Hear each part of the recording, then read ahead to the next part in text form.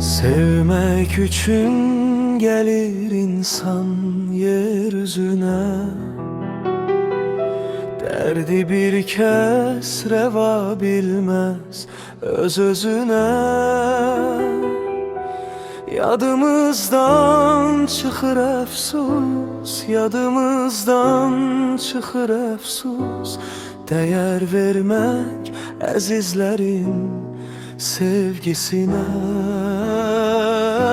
Yadımızdan çıxır əfsus, yadımızdan çıxır əfsus, değer vermək əzizlərin sevgisine.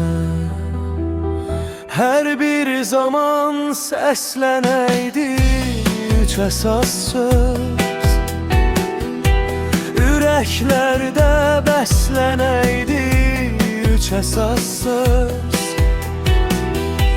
Sidq ürəkdən gözlənəydi üç əsas söz, üç əsas söz. Mən səni sevirəm, ömrümüzün zinətidir üç əsas söz. Dəyərlərin qiymətidir üç əsas söz. Ruhla qəlbin vəhdətidir üç əsas söz, üç əsas söz. Mən səni sevirəm.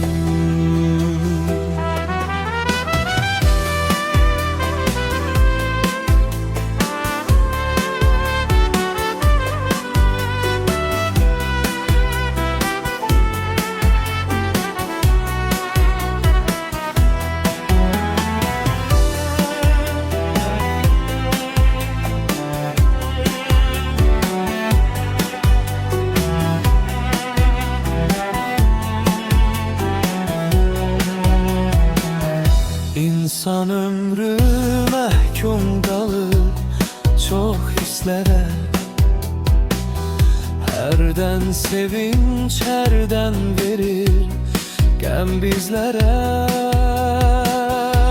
Yadımızdan çıxır hərdən, yadımızdan çıxır hərdən, xoş söz demək, sığal çəkmək əzizlərə. Yadımızdan çıxır hərdən, yadımızdan çıxır hərdən, xoş söz demək, sığal çəkmək əzizlərə. Hər bir zaman səslənəydi üç əsas söz, ürəklərdə bəslənəydi üç əsas söz. Sidq ürəkdən gözlənəydi üç əsas söz, üç əsas söz. Mən səni sevirəm, ömrümüzün zinətidir üç əsas söz. Dəyərlərin qiymətidir üç əsas söz.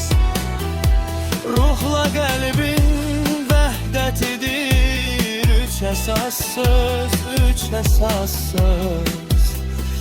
Mən səni sevirəm.